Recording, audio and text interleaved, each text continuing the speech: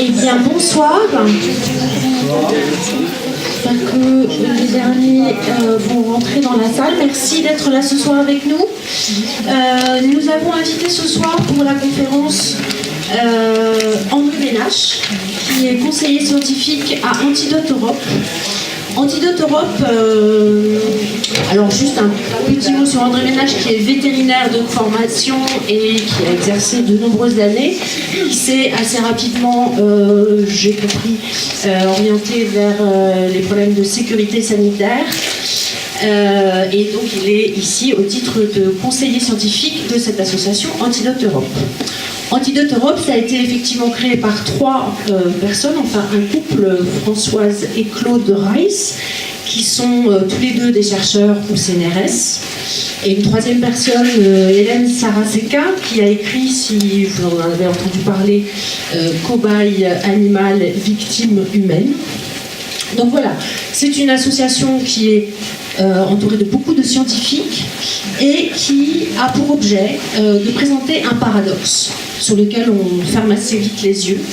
C'est que nous vivons dans un monde développé où notre science est particulièrement élaborée, notre technologie médicale est particulièrement sophistiquée, et pourtant, le paradoxe, c'est qu'il y a de plus en plus de maladies graves.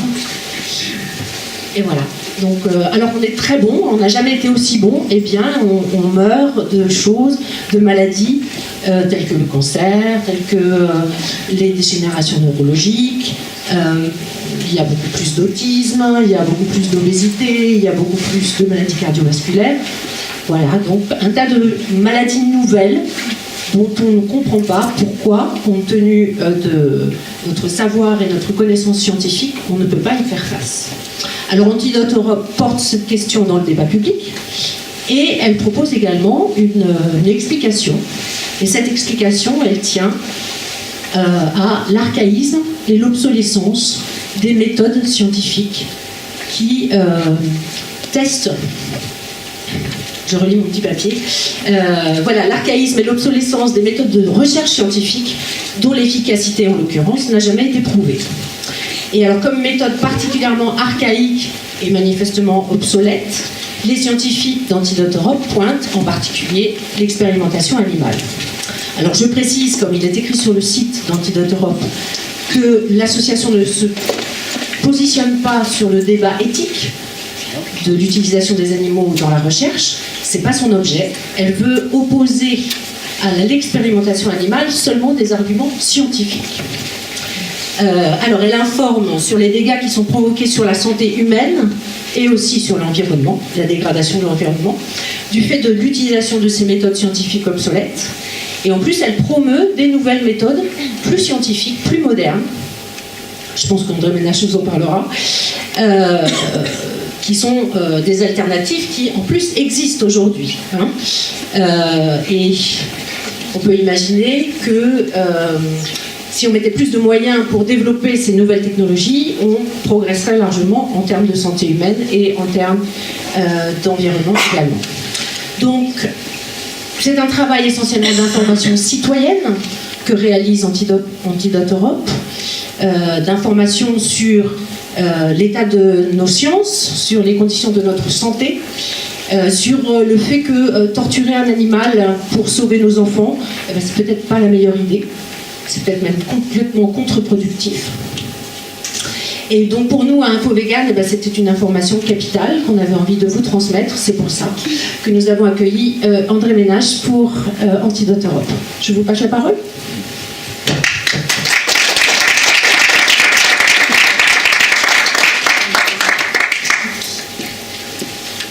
Merci Véronique et merci tous les militants Info Vegan pour l'invitation et l'occasion de présenter cette conférence.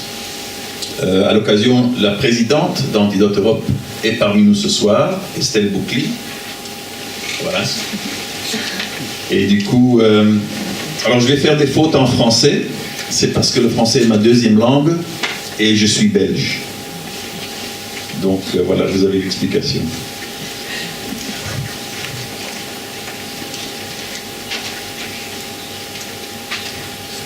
Donc, ça c'est une des campagnes d'affichage que nous avons lancées dans le métro parisien, justement pour informer le grand public concernant l'expérimentation animale, puisque ce discours est souvent présenté comme votre enfant, votre chien.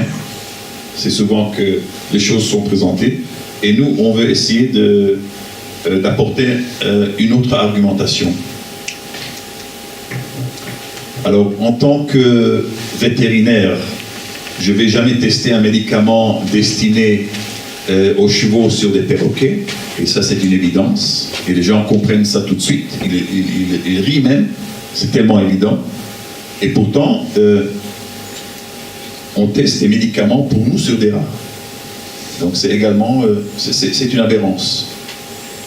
Donc ça c'est cette affiche, c'est notre deuxième campagne d'affichage dans le métro de Paris. Et nous avons lié ça à la demande d'une ouverture d'une enquête, d'une commission d'enquête parlementaire par rapport à la validité du modèle animal, pas la souffrance animale. La souffrance animale est une évidence. Nous voulons que le Parlement européen s'occupe de la question, est-ce que le modèle animal est efficace? Alors, de nouveau, un exemple concret. En tant que vétérinaire, si vous m'apportez votre souris ou votre rat, je sais que je peux utiliser la pénicilline sur ces espèces. Alors que si vous m'apportez votre cobaye ou votre hamster, je ne vais jamais utiliser la pénicilline chez ces deux espèces-là parce que c'est mortel. Donc, vous avez l'exemple, tous ces 4 espèces sont tous des rongeurs. Et la pénicilline sauve la vie de 2 parmi eux et tue les autres 2. Donc déjà, vous avez un bel exemple comme quoi, si on choisit l'espèce ou la lignée d'animal, on peut prouver n'importe quoi. Alors, à qui confier ces repas? Donc, les rois et dans le passé, les personnes importantes, et même Poutine aujourd'hui, et même Obama, avant de manger un repas, ils vont donner à quelqu'un parmi leur équipe de tester la nourriture pour vérifier que ce n'est pas empoisonné. Et alors, à l'époque, on le donnait au buffon de la cour pour tester, et pas aux chiens. Donc, je me pose la question, est-ce que c'est parce que déjà à l'époque, les gens savaient qu'il y avait une différence entre les espèces, ou est-ce que c'est par hasard? Alors, a priori, oui, les animaux nous ressemblent, on est d'accord. Alors, j'ai pris l'animal le plus proche de l'homme, donc le chimpanzé, avec qui nous partageons environ 98% de notre ADN.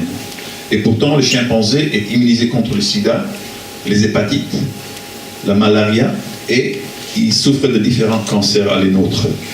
Alors, si c'est le meilleur modèle que nous possédons, et qu'il est immunisé contre ces maladies-là, qu'est-ce que ça veut dire par rapport aux rats, aux chiens, etc. etc.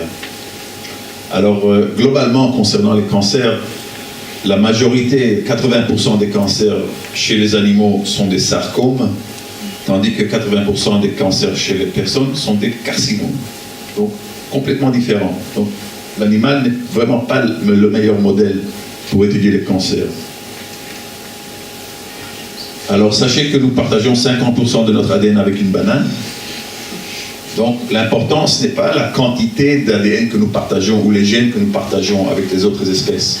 Parce que nous partageons quasiment tous nos ADN avec les mammifères. Donc, c'est plutôt les différences entre les espèces se reposent plutôt sur la régulation et l'expression de gènes semblables. Donc vous avez là un lémurien, chez lui le gène pour une queue est actif et donc il développe une queue. Chez nous, nous possédons le gène pour une queue, mais chez nous, ce gène est inactif.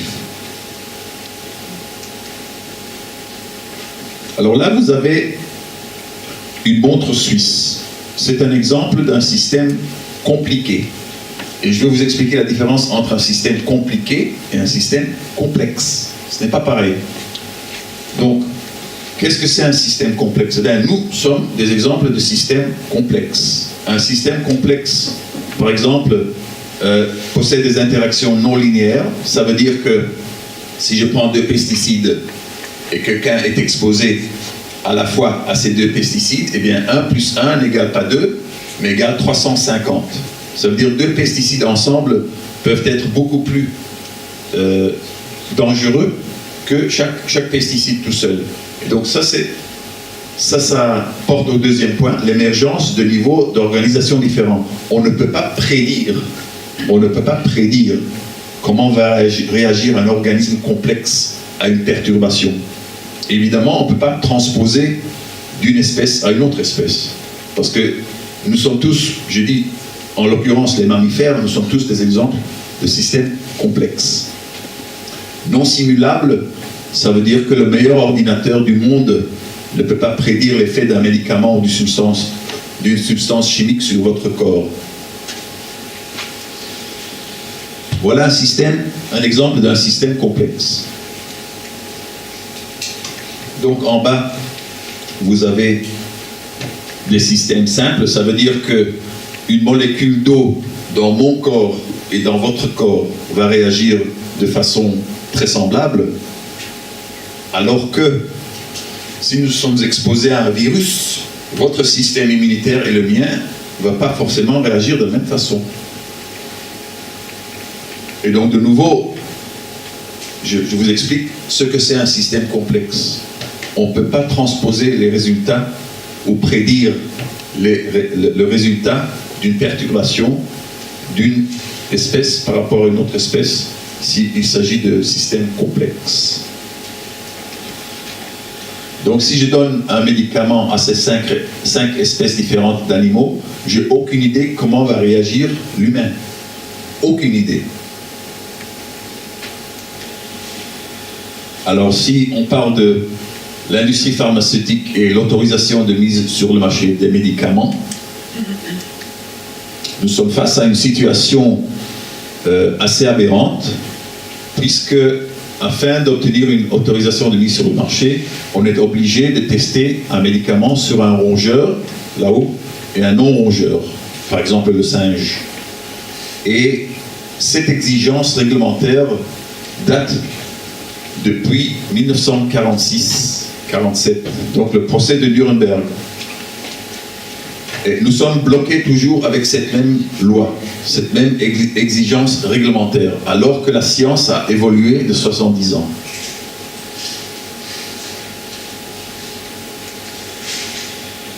Alors, les tests sur les animaux sont-ils efficaces? Eh bien, selon le FDA, la haute autorité de santé aux États-Unis, sur 10 molécules qui ont réussi les tests sur les animaux, qui vont passer chez les essais cliniques chez l'homme, sur 10 molécules, 9 vont échouer au cours des essais cliniques chez l'homme. Alors, ça représente un taux de succès de 10%. Et ce n'est même pas 10% de prédiction, c'est une corrélation rétrospective, parce qu'on fait la comparaison entre l'effet toxique qu'on a constaté chez l'animal et les effets secondaires qu'on a constatés chez les participants des essais cliniques. Alors si on joue à pile ou face, on a 50% de chance d'avoir le bon résultat. Donc ce taux de prédiction, donc 9 sur 10, c'est pire que de jouer à pile ou face. C'est beaucoup, beaucoup plus pire que de jouer à pile ou face. Alors aujourd'hui, on comprend qu'une taille ne convient pas à tous, et en l'occurrence, on parle de médicaments, donc ce n'est plus 500 mg 2 fois par jour pour toute la population. L'industrie pharmaceutique va de plus en plus vers ce que l'on appelle la médecine personnalisée. Ça veut dire prendre en compte votre ADN personnalisé. Et donc pour les gens dans la salle ici, pour certains parmi vous, un médicament classique va vous convenir. Pour d'autres, il faut vous donner une dose inférieure parce que votre corps métabolise plus lentement que les autres. La troisième personne, il faut vous donner une dose plus élevée parce que votre métabolisme est plus élevé que la moyenne. Et pour une quatrième personne, eh bien, ce médicament ne convient pas du tout. Il faut donner un autre médicament. Alors, nous avons parlé de la toxicité, la réglementation, etc., etc. L'autre domaine, l'autre catégorie principale d'utilisation des animaux concerne la recherche fondamentale. Alors, la recherche fondamentale, c'est tout simplement la curiosité scientifique. Mais pour les chercheurs, s'ils veulent obtenir des subventions, ils ne peuvent pas tout simplement faire pratiquer la curiosité scientifique. Il faut justifier, il faut dire que en faisant telle manipulation sur des animaux, je vais peut-être trouver une solution pour Alzheimer ou Parkinson ou n'importe quelle maladie humaine. Mais c'est l'espoir que les chercheurs nous proposent, nous donnent, en nous demandant des dons, de faire des dons aux associations caritatives à caractère médical. Et vous avez dehors, après la conférence, un mini-guide. Donc nous avons fait un mini-guide pour vous donner la liste de toutes les associations françaises, presque toutes. Celles qui subventionnent la recherche animale, celles qui ne subventionnent pas, et celles pour lesquelles on n'a pas suffisamment d'informations sur le site pour savoir si oui ou non. Alors, est-ce que la recherche fondamentale est efficace? Eh bien, il existe très peu d'études scientifiques pour voir quelle est la performance de la recherche fondamentale. Mais il existe une étude très très importante, publiée en 2003, donc qui a étudié 25 000 articles. 25 000 articles dans les meilleures revues scientifiques. Et donc, prétendant d'apporter ou d'avoir une application chez l'homme. Le résultat, concrètement, c'est 0,004%. Donc, sur toutes les recherches sur les animaux, le taux de succès, la chance, la probabilité de trouver une application clinique de votre manipulation, de votre recherche sur les animaux est très très basse. Alors, j'attends encore que les chercheurs nous proposent une étude contre celle-là. Jusqu'à ce moment, j'attends. Je ne connais pas une étude qui dit l'inverse, ou qui dit autre chose que cela. Je pense que c'est important pour nous, parce que la recherche animale, et surtout la recherche fondamentale, est subventionnée avec nos impôts et nos dons. Et donc, il existe des comités d'éthique. Il y a très peu de représentation publique sur ces comités d'éthique. Et donc, les chercheurs, entre eux-mêmes, ils approuvent la grande majorité. Personnellement, j'ai participé à plusieurs comités d'éthique. Eh bien, ça passe, tout passe, c'est quasiment un chèque en blanc. Alors, je pense qu'il faut évoluer, il faut plus de transparence. Et même vous, en tant que militant, vous pouvez participer au comité d'éthique en tant que représentant du grand public. D'abord, vous pouvez subir une formation, et deuxièmement, vous pouvez vous renseigner auprès d'experts externes indépendants. Donc vous n'avez pas besoin d'obtenir un diplôme en biologie évolutionnaire. Mais il faut plus de transparence. Je vais vous donner un exemple comme quoi on peut changer les choses. Donc si on prend l'exemple du Botox, que vous ne connaissez pas parce que personne ici utilise le Botox. Donc le Botox pour enlever les rides. Voilà. Les végans n'ont pas besoin de Botox, exactement. Donc, le Botox, ça contient la toxine botulique. La toxine botulique, c'est la substance la plus toxique connue au monde. Et pourtant, le fabricant de Botox, grâce à la pression publique et une campagne menée aux États-Unis, a réussi à développer une méthode non animale pour tester le Botox, donc sans souris, pour tester chaque lot avant de le mettre sur le marché, pour vérifier la qualité du produit, que ce n'est pas trop puissant. Et donc, cet exemple, pour nous, est édifiant. Parce que ça veut dire que le défi, l'obstacle aujourd'hui, ce n'est pas la technologie. Si nous possédons la technologie pour remplacer les animaux pour la substance la plus toxique connue à la science, alors ça doit être beaucoup plus facile de remplacer les tests sur les animaux pour les substances beaucoup moins toxiques comme les médicaments, etc. etc. Donc, il s'agit d'abord d'informer les gens. Donc les gens se sont dit, ce n'est pas juste qu'on tue des milliers d'animaux pour enlever nos rides. Alors, en l'occurrence, le Botox, on a attaqué le côté cosmétique du Botox. Il y a également le côté pharmaceutique du Botox, mais on a réussi parce que justement le Botox a une application cosmétique. Et c'est pareil donc pour les produits cosmétiques. Parce que là, le consommateur a le pouvoir de choisir cosmétique testé et non testé. Et là, l'industrie va réagir aux consommateurs. Pour les médicaments, on n'a pas ce choix. Parce que tout forcément va être testé sur les animaux. Alors, je vais vous donner des exemples comme quoi on peut remplacer les tests sur les animaux. Donc, il y a un test pharmaceutique pour vérifier qu'un médicament ne contient pas des contaminants qui peuvent provoquer une fièvre. Et pendant des années, on a utilisé le lapin.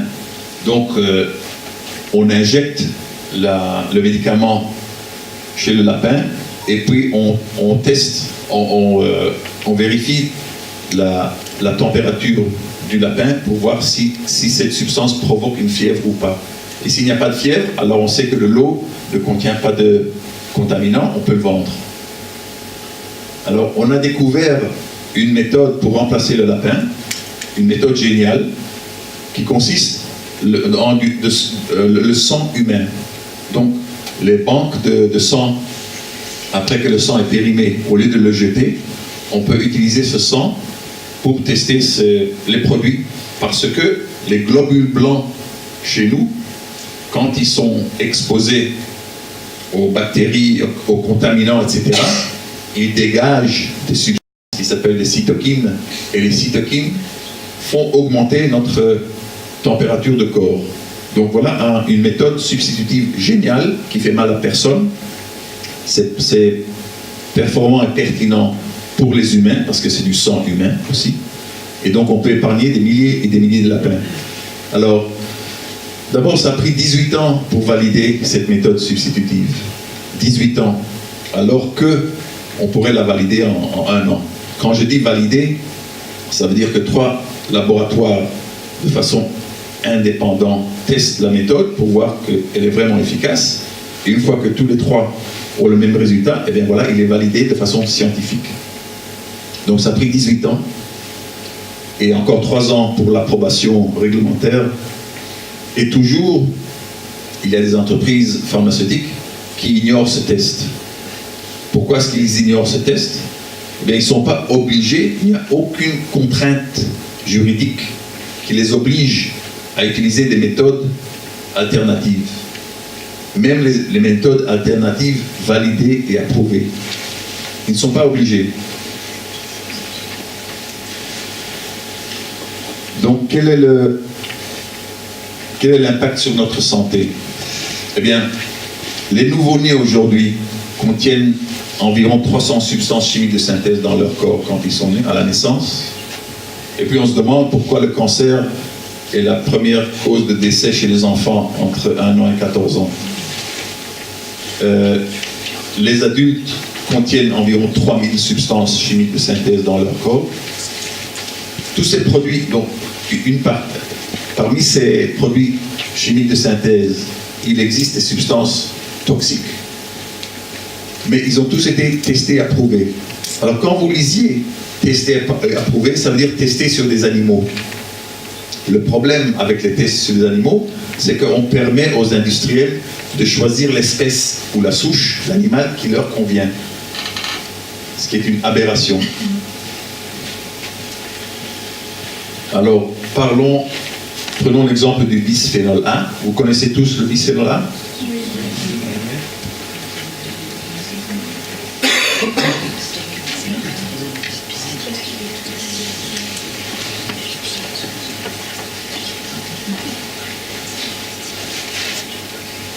Le bisphénol A été découvert par l'industrie pharmaceutique en 1936. Le bisphénol A un effet légèrement estrogénique. Donc c'est un perturbateur endocrinien. Mais ce qui était intéressant pour l'industrie pharmaceutique, c'est qu'il a un effet légèrement estrogénique. Et donc on pensait l'utiliser pour la pilule pour les femmes, en tant que contraceptif. Mais puisqu'il n'était pas assez puissant, on l'a mis de côté. L'industrie chimique a découvert le bisphénol A et ils se sont dit, mais c'est génial. Le bisphénol A permet que le plastique soit costaud et transparent, c'est idéal pour le plastique. Et donc, le bisphénol A s'est incorporé dans les plastiques. Nous avons le contact quotidien avec le bisphénol A, par exemple, dans les boîtes de conserve. Parce qu'il y a une couche de plastique dans les boîtes de conserve qui contient le bisphénol A. Donc, si vous utilisez des boîtes de conserve, au moins dégagez, égouttez le liquide. Donc, évidemment, si vous prenez une soupe dans une boîte de conserve, là, vous ne pouvez pas éviter le bisphénol A. Vous serez bien bourré avec le bisphénol A. Alors, comment est-ce que l'industrie a réussi à mettre le bisphénol A sur le marché? Eh bien, c'est très très simple. Si vous pouvez choisir entre l'animal sur la gauche, donc c'est le rat Sprague-Dawley, et sur le côté droit, vous avez la souris CF1. Alors, le rat Sprague-Dawley est plusieurs milliers de fois plus résistant aux effets hormonaux du bisphénol A que la souris. Et donc, évidemment, l'industrie a choisi le rat pour démontrer que leur produit est inoffensif. Et c'est comme ça, de cette façon, que l'industrie réussit à mettre leurs produits sur le marché. Un deuxième exemple, le glyphosate. Le glyphosate est sur le marché environ 40 ans. Nous avons tous du glyphosate dans nos corps. Le glyphosate chez les agriculteurs est soupçonné, même plus que soupçonné, de provoquer des lymphomes non hodgkiniens. Donc c'est un très méchant cancer. Et donc, le glyphosate c'est un pesticide, un perturbateur endocrinien. Mais ce qui est encore plus aberrant, c'est que pour mettre le glyphosate sur le marché, le fabricant est obligé uniquement de tester le produit actif et pas tous les autres ingrédients qui seront dans le produit final qui s'appelle Roundup. Alors, il se peut que les ingrédients, à part le glyphosate, soient non toxiques, soi-disant non toxiques, mais le problème, c'est que ces ingrédients augmentent l'effet du glyphosate. Et donc, le fabricant n'est pas obligé de tester les autres médicaments, les autres ingrédients, et également, il n'est pas obligé de tester le produit final, uniquement l'ingrédient actif. Et de nouveau, ça leur permet d'échapper et de mettre leurs produits sur le marché. C'est la raison pour laquelle Antidote Europe œuvre pour que le Parlement français crée une commission d'enquête parlementaire au sujet de la validité du modèle animal. Donc ça fait trop longtemps que nous tuons des animaux de façon inutile, que notre santé et notre environnement souffrent également. Il est temps que les choses évoluent. Et une des façons de trancher, c'est par biais d'une commission d'enquête parlementaire. Donc, nous avons fait un copier-coller, si vous voulez, de la campagne de L214. L214 a également lancé une commission d'enquête parlementaire. Cette commission d'enquête parlementaire, en 60 jours, doit apporter, ou 6 mois, doit apporter ses conclusions. Alors, évidemment, ça ne va pas supprimer l'abattage des animaux et ça ne va pas supprimer l'expérimentation animale. Mais c'est le premier pas. Parce que les députés n'ont aucune idée de ce qui se passe dans les abattoirs. Ils n'ont également aucune idée de ce que c'est l'expérimentation animale. Donc petit à petit, il faut les informer. Donc d'un côté, nous avons cette démarche. De l'autre côté, nous comptons sur vous, le grand public, de vous mobiliser pour faire changer les choses. Parce que les politiques vont uniquement réagir s'ils savent que le peuple, le public français est très impliqué, est très embêté par ce qui se passe. Parce que, croyez-moi, les politiques auront d'autres choses à faire que lancer une commission d'enquête parlementaire sur la validité du modèle animal. Donc, on compte sur vous. Alors, la différence entre Antidote Europe et les associations de protection animale, c'est que nous, on présente une argumentation scientifiquement rigoureuse. Et donc, je ne peux pas vous montrer des images choquantes. Ce n'est pas mon but. Par contre, nous comptons sur les associations de protection animale de vous montrer, de vous choquer des images tournées en caméra cachée dans des laboratoires, etc. Parce que ça, c'est ce qui mobilise les gens. L'argument scientifique est un peu trop sec. Ce n'est pas émotionnel, ça ne touche pas le cœur, ça touche la tête. Il faut passer par le cœur pour vraiment faire agir les gens. Voilà l'image quand j'étais un peu plus jeune. Merci beaucoup.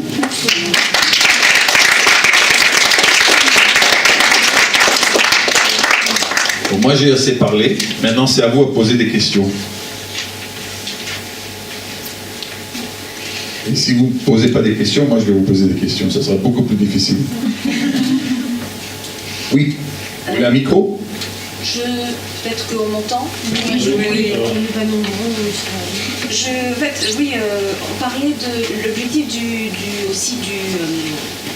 de l'exposé et de montrer aussi les alternatives aux expérimentations. Vous avez parlé à un moment justement pour la fièvre et d'un modèle d'étude sur lequel, en fin de compte, on va tester les cytokines. Est-ce que vous pouvez nous en dire un peu plus? Parce que du coup, je n'ai pas bien saisi quelle pouvait être l'alternative. Est-ce qu'il s'agit de culture de tissu cellulaire? C'est du sang humain. Tout simplement du sang humain. Et du coup, on fait un dosage de cytokines sur le sang? Non, on voit combien dégagent les cellules, les globules blancs, combien de cytokines ils dégagent. En l'occurrence, ou plus particulièrement, interleukine. Parce que ça, c'est ce qui provoque la fièvre chez l'homme. Et donc, c'est tout simplement mesurer... Un dosage.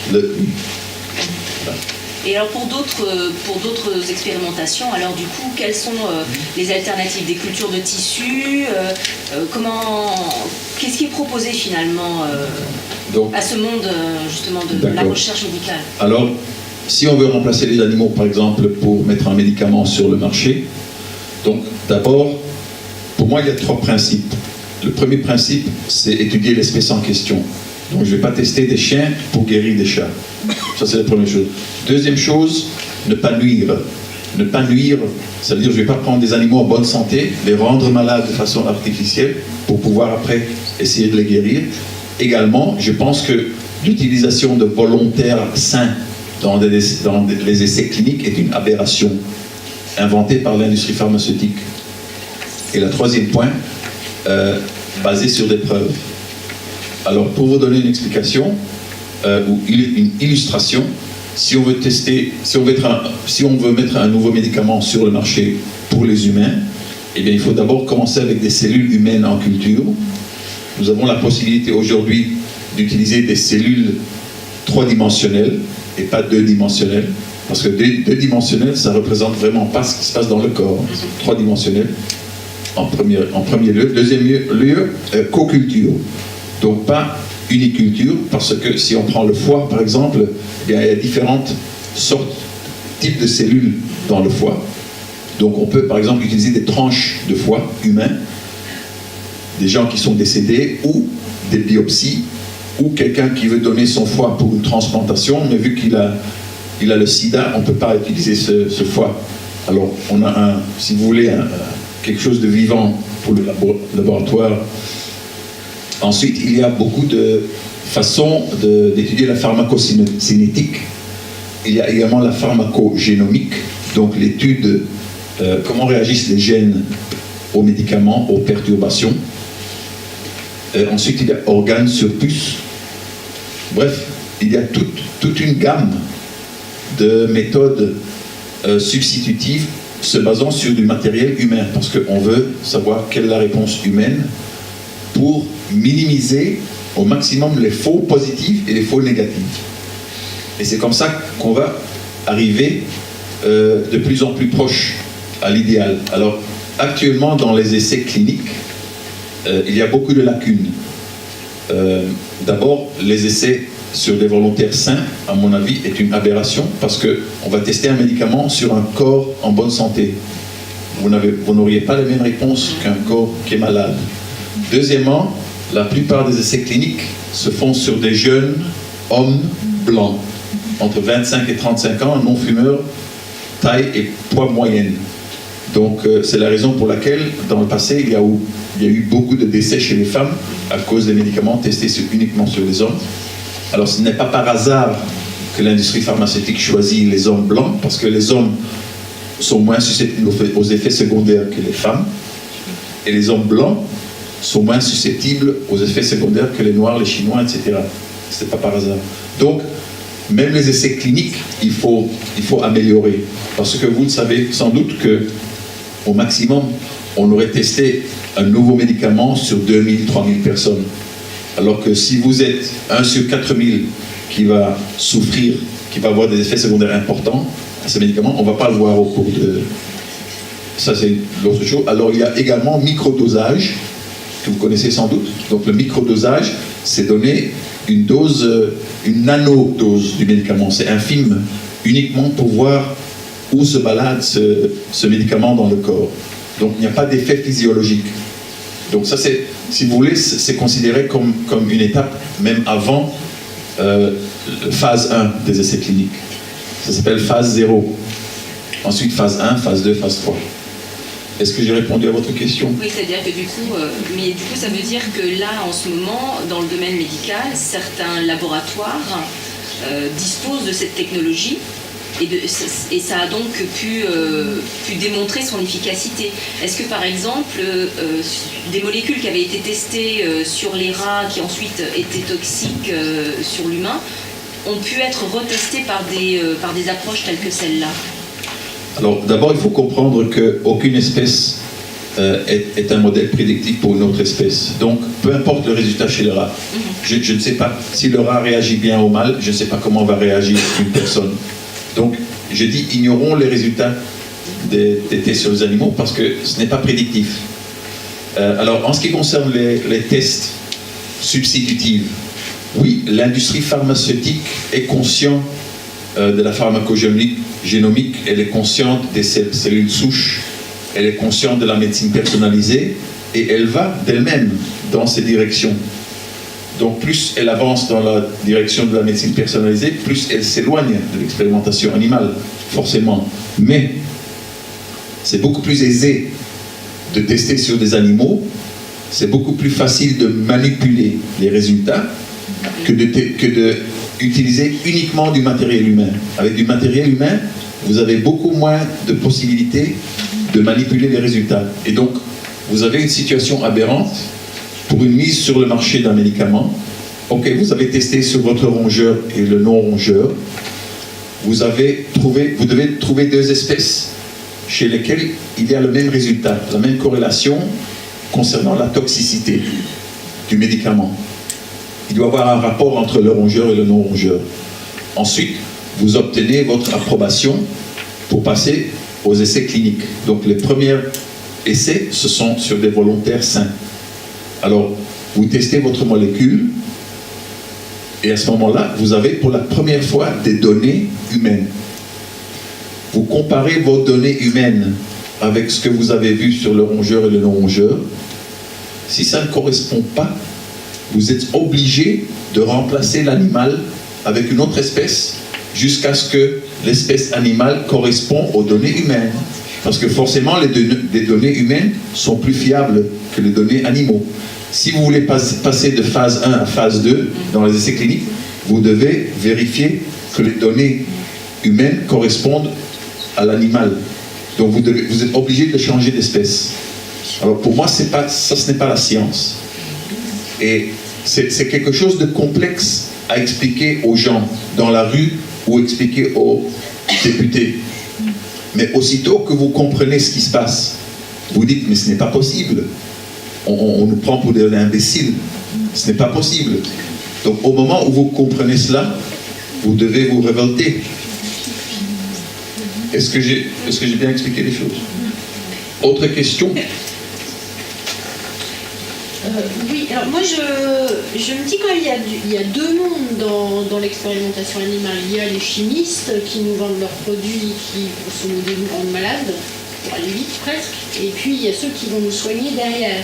Donc vous avez parlé de l'autorisation de mise sur le marché qui date de 1946, donc effectivement on a un sentiment qu'on n'est pas très en avance, mais la législation pour les chimistes, vous pouvez nous en dire plus là-dessus? Est-ce que... Alors, globalement, il y a deux niveaux de réglementation.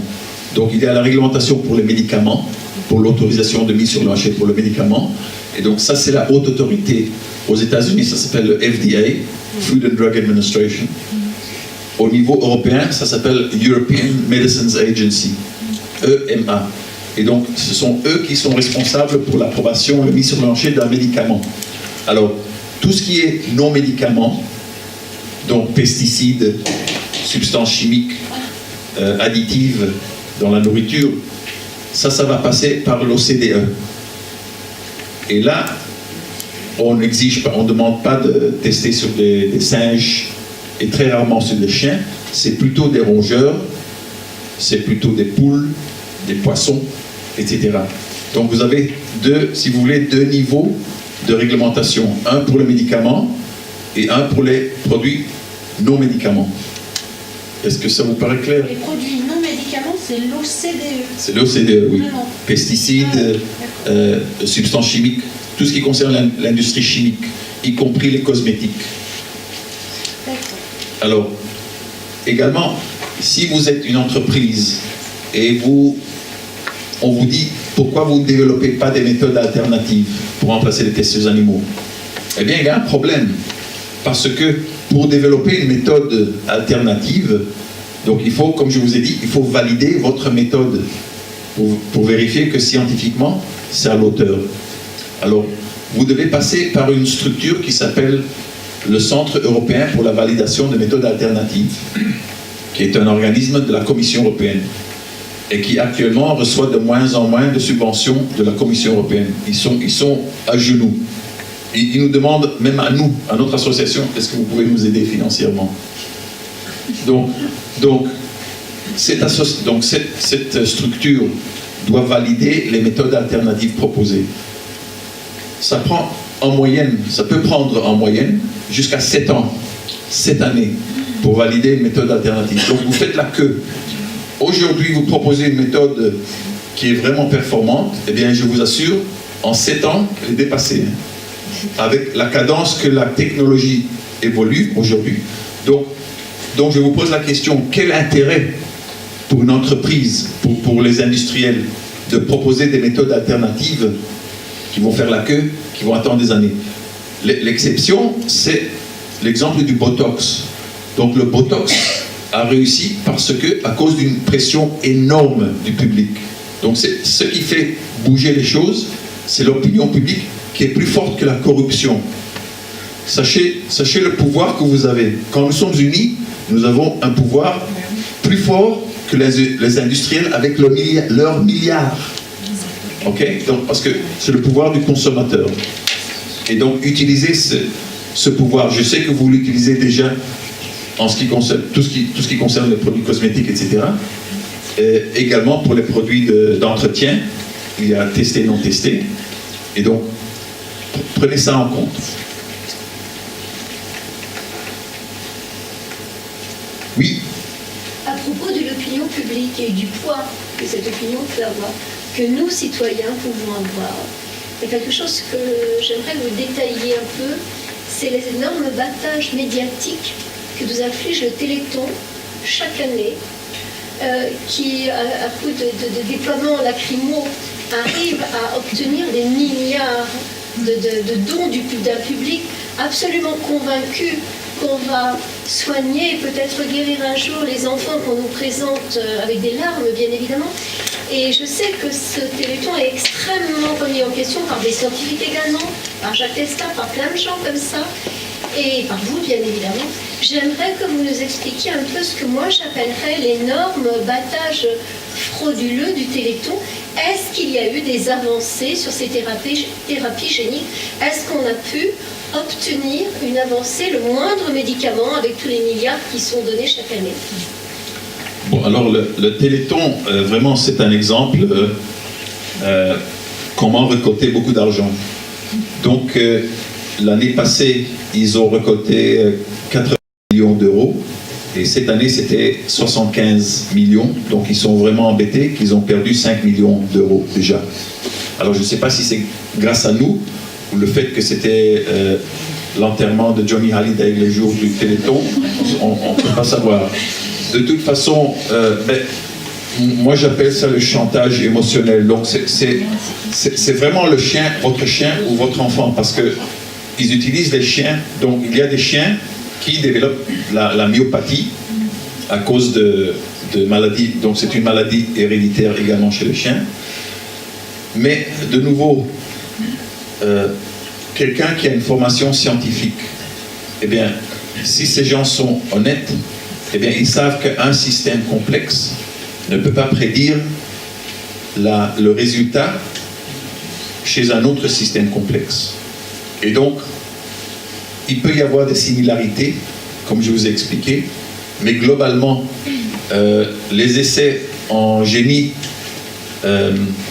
génétique ou thérapeutique ont fait des accidents, donc ont fait des morts, ont provoqué des cancers. Vous devez comprendre que pour manipuler nos gènes, pour introduire un gène dans le corps, pour remplacer un gène défectif, normalement, on utilise un virus. C'est le virus qui transporte le gène dans le corps. Et il faut des millions, pas un seul, parce que vous voulez remplacer le gène défectif dans des millions de cellules. Donc forcément, il faut faire ça. Et donc, le Téléthon, personne n'a posé des questions scientifiques au Téléthon. Est-ce que ce que vous faites, c'est vraiment performant? Excusez-moi, non, ce n'est pas vrai. Il y a des scientifiques qui ont mis en cause le Téléthon, mais on a ignoré ces scientifiques. On les a mis de côté. Il y a très peu de personnes suffisamment courageuses pour mettre en cause le Téléthon. Alors, je pense que le Téléthon est en déclin. Déjà, ils ont perdu 5 millions. Je pense qu'ils vont perdre encore plus. Et puis, quand on voit les salaires des dirigeants, eh bien, on se pose des questions. Soi-disant, une institut ou une structure à but non lucratif. Donc, il faut se poser des questions. Et puis, le fait qu'ils ont créé une entreprise pharmaceutique, ou qu'ils sont liés fortement à une entreprise. Est-ce que j'ai répondu suffisamment à votre question? Oui. Ça veut dire que au jour d'aujourd'hui, les méthodes alternatives elles sont pas possibles puisque c'est dans 7 ans qu'elles pourront être mises en œuvre. Du coup, ça veut dire qu'on devrait arrêter la recherche maintenant et que jusqu'à ce que les méthodes alternatives soient acceptées, on n'avance pas. Est-ce que vous parlez de recherche fondamentale? Oui. Alors, la recherche fondamentale, il n'y a pas de méthode alternative dans la recherche fondamentale. Je vais vous expliquer pourquoi. Il y a des méthodes alternatives pour mettre des médicaments sur le marché. Donc le Botox, par exemple. Là, on peut remplacer, parce qu'on a, pour les médicaments, on a un point limite pour tester des médicaments, pour voir leur toxicité, leur efficacité. Ce sont des choses qu'on peut mesurer. Tandis que la recherche fondamentale, on n'est pas obligé d'obtenir un résultat. Par définition, la recherche fondamentale, c'est la curiosité scientifique. Alors, la curiosité scientifique, d'abord, il faut demander les gens qui payent leurs impôts, aux contribuables, est-ce que vous êtes d'accord de subventionner toute cette recherche? D'abord, parce que c'est nous qui la subventionnons. C'est la première chose. La deuxième chose, c'est qu'on ne va rien perdre si on arrête aujourd'hui la recherche animale, ça va obliger les chercheurs d'utiliser des méthodes plus pertinentes pour les humains. Alors, en tant que membre de comité d'éthique, donc, je disais par exemple aux chercheurs qui me disaient, je vais utiliser des rats pour étudier le cancer chez l'homme. Et je disais, mais vous savez que le rat, nous ne sommes pas des rats de 70 kilos. Alors la réponse, c'était que vous êtes en dehors de votre cadre. Qu'est-ce que cela veut dire? Concernant l'expérimentation animale, il existe une directive européenne qui a été transposée en droit français, qui parle des 3 R.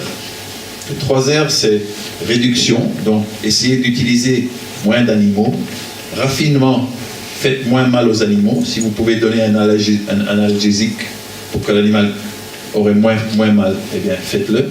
Et troisièmement, remplacement. Vous savez, si vous pouvez remplacer les tests sur les animaux par d'autres méthodes, il faut le faire. Donc, ça, c'était mon cadre en tant que membre du comité d'éthique. Je n'avais pas le droit de mettre en cause la validité du modèle animal. Donc, comprenez les enjeux. Je n'avais pas le droit de mettre en cause la validité de l'animal. Donc, c'est sous-entendu que toutes ces recherches sont pour trouver une solution pour des maladies humaines. Je vais montrer.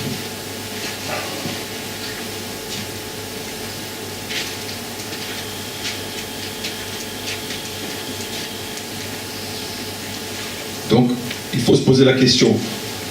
Quand je disais aux chercheurs, pourquoi est-ce que vous ne pouvez pas remplacer votre étude sur des rats avec des études, aller à l'hôpital et étudier les malades, prendre des échantillons, etc., des biopsies, etc., etc. Eh bien, on me disait, je ne peux pas étudier la maladie, le cancer chez des cellules humaines parce que j'ai besoin d'un système vivant, complexe, entier. Et donc, j'ai choisi le rat. Alors, voilà le résultat. Il faut se poser la question, est-ce que c'est logique? Et est-ce que cette personne, ce scientifique, comprend ce que c'est un modèle complexe? Je me pose la question. Parce que si cette personne est tellement formatée, donc parce que cette personne a appris à l'université, avant, pour trouver des médicaments, il faut tester sur un organisme vivant complexe, peu importe. Si c'est un mammifère, eh bien c'est pas mal parce que ça ressemble à l'homme. Nous sommes tous des mammifères, nous avons 2 yeux, 2 oreilles, un nez. Ben, on ressemble plus ou moins au rat, on peut utiliser un rat.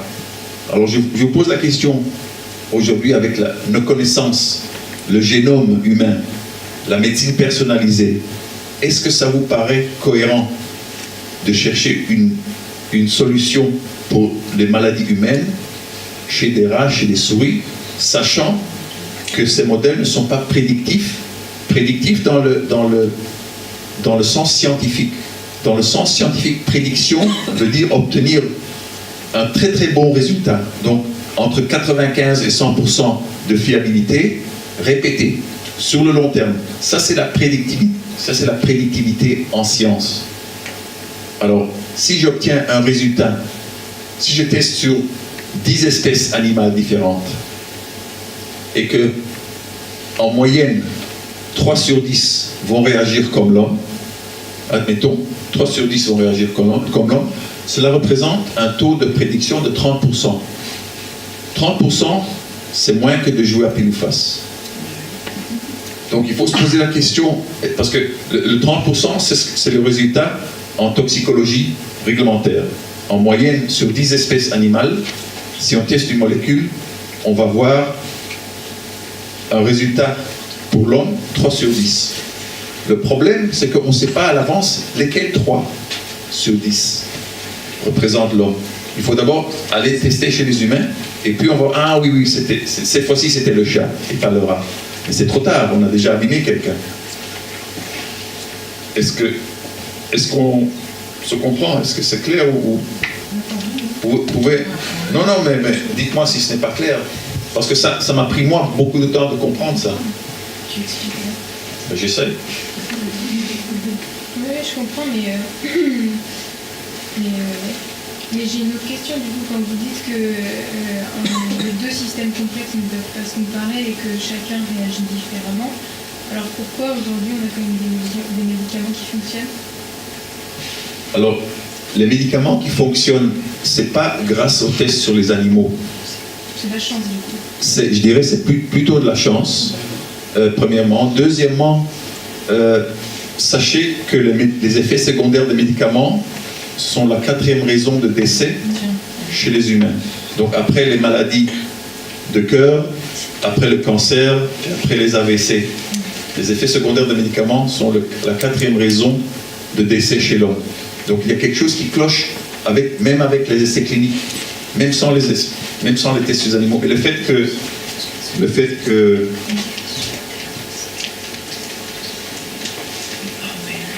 donc 9 sur 10, donc 10 molécules qui ont réussi les tests sur les animaux, 9 sur 10 vont échouer au cours des essais cliniques.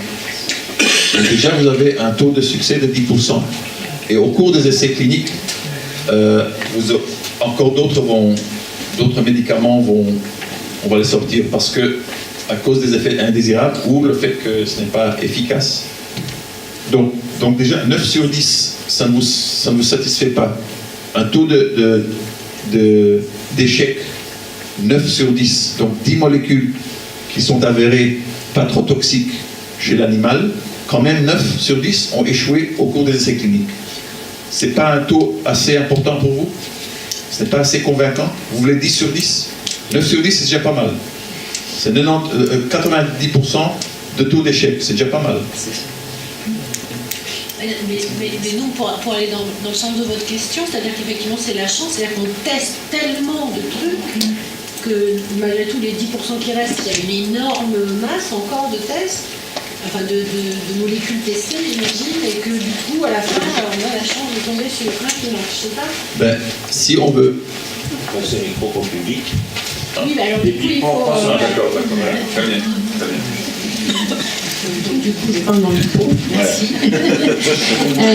Oui, donc pour rebondir sur votre question, c'est ça, c'est qu'on a l'impression que c'est la chance, mais parce que effectivement, il y a tellement de molécules testées, il y a tellement, enfin, ce que j'ai pas dit dans la présentation, pourtant j'avais regardé un petit peu, je suis économiste de formation et donc le paradoxe que vous posez chez Antidote Europe, c'est quand même, on est très bon apparemment en technologie médicale, il y a plein de maladies qui sont des causes de mortalité, qui sont des maladies graves, mais à côté de ça, les entreprises pharmaceutiques sont les entreprises les plus rentables de toutes les entreprises. Elles font plus de chiffre d'affaires que les pétroliers et elles sont plus rentables que les entreprises de luxe. Donc c'est juste aberrant quelque part qu'une industrie aussi inefficace quelque part soit aussi rentable. Donc pour revenir sur cette histoire de chance, j'ai l'impression qu'il y a une telle activité, il y a un tel flux de tests que les 10% qui restent, qui passent dans les effets cliniques, et ben du coup il y en a encore tellement qu'on va finir par en trouver un qui va marcher, quoi.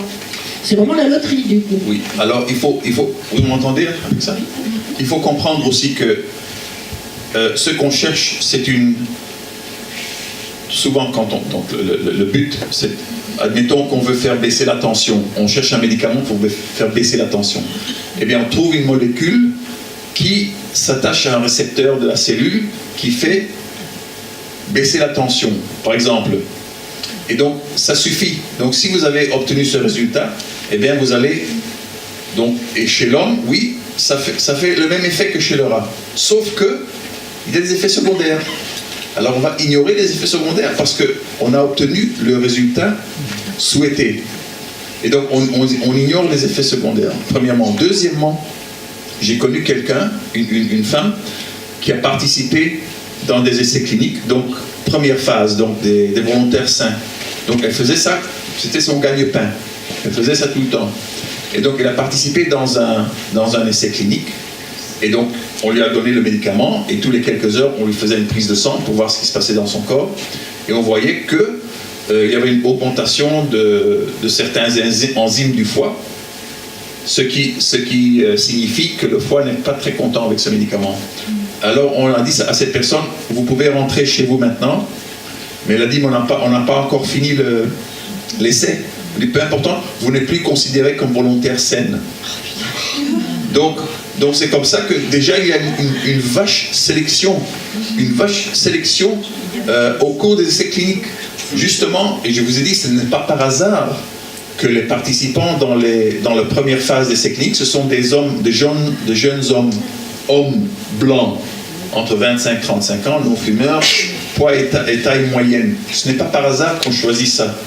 Donc vous avez d'abord qu'on réussit à trouver quelque chose après les tests sur les animaux, et même après cela, on fait une sélection pour trouver les personnes les plus costauds pour mettre le médicament sur le marché. Et donc c'est une des raisons pour lesquelles on a tant d'effets secondaires. Alors l'industrie pharmaceutique reconnaît la médecine personnalisée, elle va de plus en plus dans cette voie. Il y a environ 200 médicaments aujourd'hui aux États-Unis qui ne seront pas prescrits avant la prise de sang pour comparer votre ADN avec l'effet de ce médicament.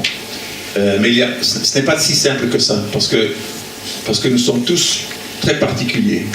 Nous avons des allergies, on est très très particuliers. Donc on pourrait trouver quelque chose soi-disant personnalisé pour vous.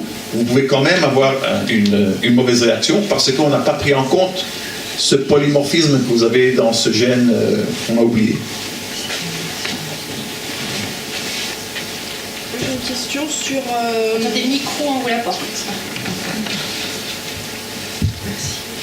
J'ai une question sur l'approbation des méthodes alternatives. Est-ce que, comme pour l'approbation des médicaments, il y a un processus particulier à suivre ou c'est juste la comparaison de résultats qui permet l'approbation de ces méthodes alternatives?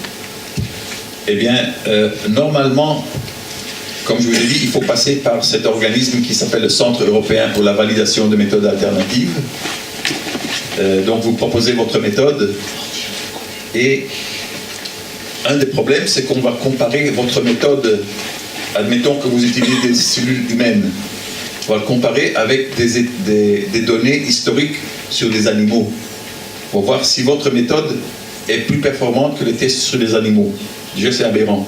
Mais si vous avez très peu de faux positifs et très peu de faux négatifs, et que votre alternative est rigoureusement scientifique, et que 3 labos indépendamment obtiennent le même résultat, alors là, vous allez obtenir votre validation scientifique. Grosso modo, ça va vous coûter 1 million d'euros et ça va prendre, comme je vous ai dit, ça pourrait prendre 6 mois s'il y avait la volonté, mais je vous ai expliqué que pour l'industrie, pour les industriels, il n'y a aucun intérêt parce que vous n'allez pas faire la queue pendant 7 ans, tandis que vous pouvez mettre votre produit sur le marché très très vite avec les tests sur les animaux parce que c'est ce que la réglementation reconnaît. La réglementation, ce sont des vieux hommes qui auront dû prendre leur retraite il y a 10 ans, mais qui sont toujours collés sur leur siège. Et donc, c'est l'ancienne école.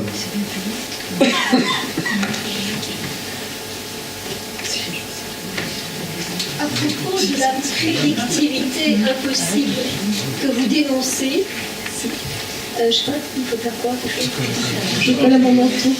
À propos de la prédictivité impossible que vous dénoncez et de la fiabilité ou non du modèle animal, je crois me souvenir que le grand initiateur en France et peut-être ailleurs de la vivisection, employant les termes sans fausse pudeur, le grand initiateur de la vivisection, Claude Bernard, disait au soir de sa vie, après avoir torturé, supplicié, massacré Dieu sait combien d'animaux, des chiens en particulier pour lesquels il avait construit des fours, etc., reconnaissait, j'ose pas dire avec humilité, mais reconnaissait de façon très dépitée qu'au bout du compte, ça ne servait pas à grand-chose ou à rien, et que la seule chose valable serait d'expérimenter sur l'homme ce que Mengele et d'autres ont fait à la suite. Donc c'est quand même un... Si Claude Bernard même reconnaît ça, c'est...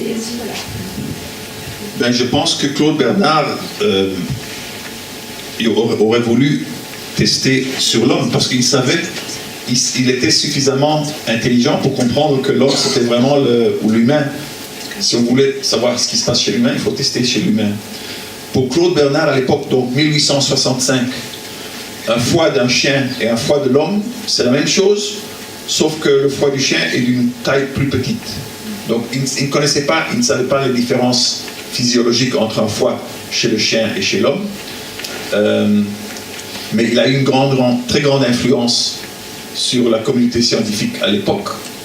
Et on est malheureusement bloqué avec cela toujours aujourd'hui.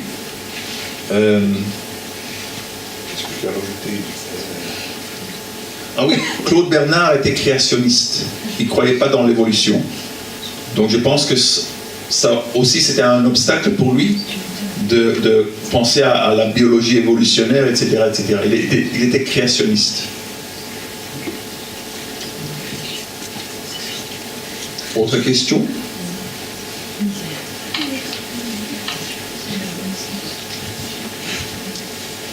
On parlait tout à l'heure du poids du public pour faire avancer les recherches, en tout cas les pousser.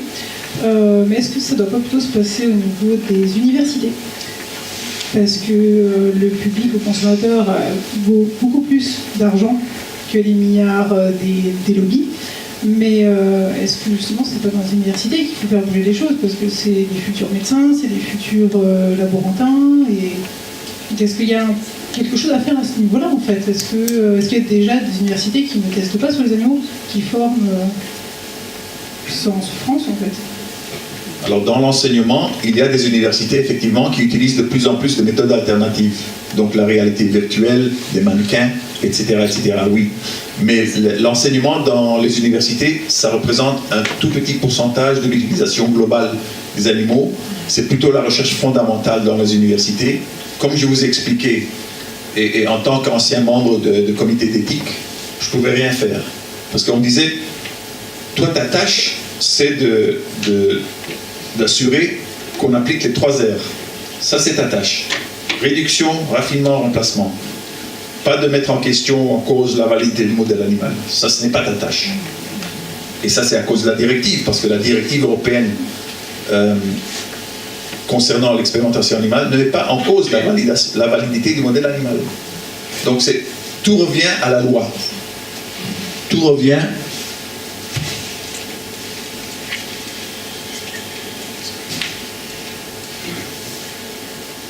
à mon avis, à mon sens, pour informer les gens d'abord, parce que vraiment c'est un sujet tellement méconnu. Ça m'a pris 40 ans pour arriver où je suis aujourd'hui, de comprendre les enjeux. Et je ne peux pas transmettre, quand je suis face à un chercheur, à la radio, à la télévision, et chacun parmi nous a 2 minutes pour présenter ses arguments, eh bien le chercheur en 2 minutes va dire, ben, sans les animaux, on n'aura ni transplantation, ni antibiotiques, ni vaccin. Moi, en 2 minutes, je ne peux pas défaire tout cela. Ce que je vous ai expliqué, là, en 40 minutes, je ne peux pas faire en 2 minutes. Et tant que l'argument, tant que le débat reste superficiel, d'abord, ça convient les chercheurs. Ils ne veulent pas un débat approfondi, surtout pas. Et vous parlez tout à l'heure des universités. Eh bien, je ne peux pas vous dire combien de fois j'ai essayé de proposer une conférence ou un débat dans les universités, on me ferme la porte tout de suite. Alors que l'université, c'est censé être où on pose des questions, où on met en cause est-ce qu'il y a un Dieu ou pas. Mais là, je suis quasiment bloqué. Et pourtant, je propose aux chercheurs, j'ai dit, on peut débattre de votre sujet préféré. Moi, vous avez peur d'un simple vétérinaire. On peut débattre de votre sujet dans le campus, dans un auditorium sécurisé, donc vous n'auriez pas des activistes, vous n'avez pas besoin d'avoir peur de quoi que ce soit. Personne, si parmi vous, vous avez la possibilité, par biais des associations d'étudiants, d'organiser un tel débat ou une conférence, avec le plus grand plaisir, je suis prêt à retourner à Orléans, hein, à part les restos véganes ici.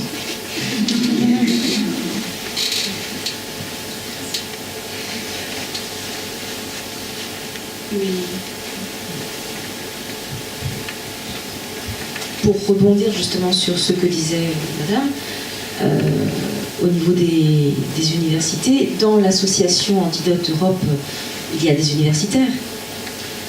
Il y a des chercheurs, il y a des professeurs universitaires, oui, mais pas, malheureusement pas français. Ils sont plutôt de l'étranger. Il y a quand même il y a quand même pas, enfin, il doit quand même y avoir quand même des Français dans l'association. Il y a des médecins français, mais pas des médecins, mais pas des universitaires. Non. Ni CNRS. À part les fondateurs de Antidote Europe sont des anciens chercheurs du CNRS. À part eux, non. C'est un sujet tabou. L'expérimentation, c'est un sujet tabou. On a l'impression d'une omerta. Oui, omerta, tout à fait, c'est le mot. Et tu peux nous dire, en nombre d'animaux, combien de souris, de rats, de singes, de chiens, quels sont les animaux qui sont sacrifiés, combien il y en a et pour quel genre d'expérience? Donc la question est par rapport aux statistiques. Donc en France, on parle de 2 millions d'animaux par an, mais moi je dirais que c'est plutôt 3 millions. Parce qu'on n'est pas obligé de divulguer les animaux, par exemple, qui sont tués pour leurs organes. Si on veut prélever des organes chez un animal, aussitôt que l'animal est mort, il ne compte plus. D'abord. Deuxièmement, les animaux génétiquement modifiés, les animaux, les parents de l'animal de la souche que vous voulez obtenir. On n'est pas obligé de comptabiliser les animaux qu'on a utilisés pour obtenir le résultat, si vous voulez. Donc, à mon sens, ce n'est pas le vrai chiffre. Donc, officiellement, c'est en dessous de 2 millions, ou c'est environ 2 millions. Moi, je dirais que c'est plus, d'abord. 85%, ce sont des rongeurs. Et 85% de la recherche universitaire, ce sont les rongeurs, implique les rongeurs. En ce qui concerne les chiens et les singes, ça c'est majoritairement l'industrie pharmaceutique. Donc il y a besoin d'un rongeur et un non-rongeur. Ils vont choisir le chien principalement, ou le singe s'il s'agit de médicaments biologiques, donc les vaccins, les anticorps monoclonaux, etc. Mais souvent, si possible, c'est le chien. Pourquoi le chien et pourquoi le beagle? Pourquoi le beagle? Le chien beagle n'est pas trop grand, ni trop petit, très sage. Vous pouvez lui faire vraiment le martyriser, il va vous lécher la main après. Donc c'est très triste. Donc on a vraiment trahi notre meilleur ami. Et ces chiens sont complètement, psychologiquement, ils sont détruits. Et voilà, on a choisi le beagle. Alors, en tant que vétérinaire, je peux vous dire que même entre les différentes races de chiens, il existe des susceptibilités différentes, etc. Donc le beagle n'est pas forcément représentant pour tous les chiens, non plus. Mais on l'a choisi.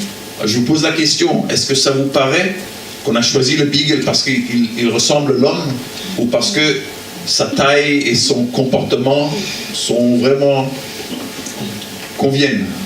Il faut se poser des questions. On est 2018. On n'est plus 1865. À l'époque, 1865, ça paraissait tout à fait normal. Et je dirais même, au procès du Nuremberg en 1946, on pourrait dire que oui, c'était raisonnable de supposer qu'il faut tester sur un rongeur et un non-rongeur avant de passer aux essais cliniques chez les humains. Mais nous sommes 2018 maintenant. Les choses ont évolué, ont avancé. On n'est pas... Malheureusement, il y a tant de personnes, par exemple des chercheurs qui utilisent des animaux et qui sont proches de la retraite, ils ne vont pas aujourd'hui abandonner l'animal pour utiliser des cellules en culture. Non, ils ne vont pas le faire. Les jeunes chercheurs, donc d'un côté, ils sont conscients de la biologie moléculaire, etc. Mais de l'autre côté, ils ont déjà été formatés par leurs profs qui appartiennent à l'ancienne génération.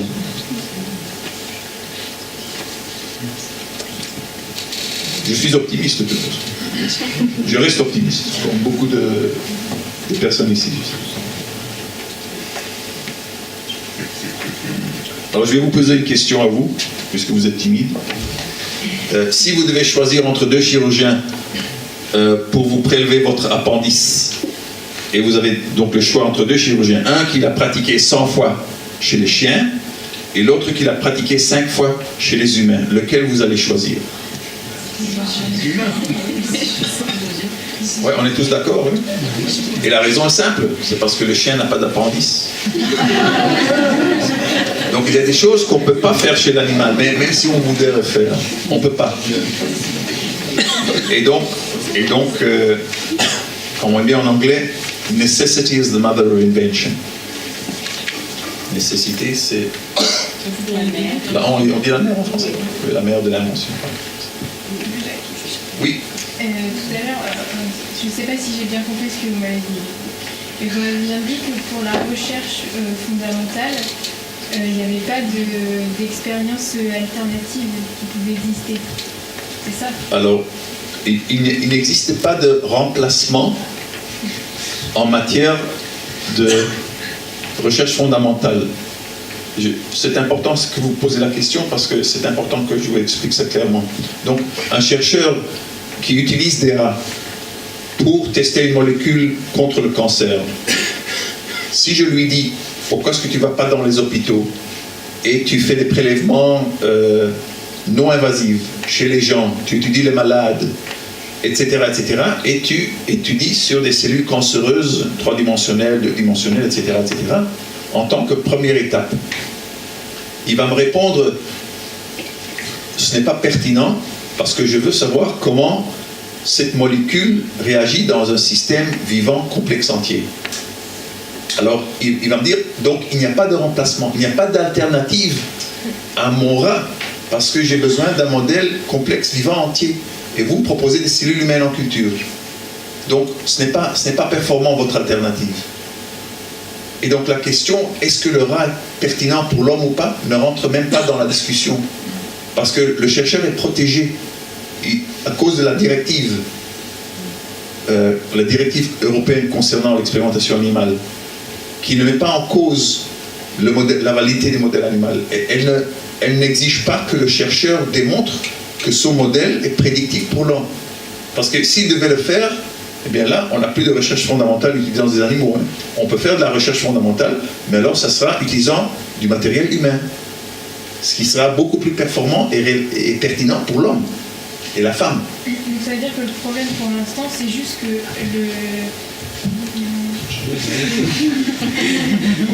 ça veut dire que le problème pour l'instant, c'est juste que la législation ne reconnaît pas les méthodes qui pourraient être alternatives comme étant une option en fait. Non, la législation ne reconnaît pas le manque de validité du modèle animal. Il faut mettre les choses à l'inverse. Donc au moment où on reconnaît qu'aucune espèce n'est un modèle biologique pour une autre, on dit ok, donc si vous voulez étudier des maladies chez les chiens pour guérir des chiens, pas de problème. Ok, c'est pertinent, mais essayez de ne pas nuire, donc ne pas prendre les chiens en bonne santé et les rendre malades. De la même façon, si vous voulez découvrir des médicaments pour le cancer chez les humains, eh bien, il faut étudier du matériel humain. Vous avez aujourd'hui des milliers de personnes qui seront prêts à participer à une étude de biosurveillance, d'épidémiologie moléculaire, ça veut dire des prélèvements chez ces gens, pour voir ce qu'ils ont dans leur corps, pour faire des biopsies, n'importe quoi. Je vous donne l'exemple. Admettons qu'il y a deux femmes, deux jumelles monozygotes, qui à l'âge de 35 ans découvrent chacune qu'elles ont le cancer du sein et qu'elles vont à l'hôpital, on fait un prélèvement du cancer du sein et on découvre des toutes petites différences entre l'ADN du cancer chez une et l'autre. Et à cause de cette toute petite différence, une va subir une chimiothérapie différente à sa sœur jumelle et pas de radiothérapie. Alors si une sœur jumelle ne peut pas prédire le cancer, le type de cancer chez sa sœur jumelle, ni le traitement, comment est-ce qu'un rat va prédire ce qui se passe chez les humains?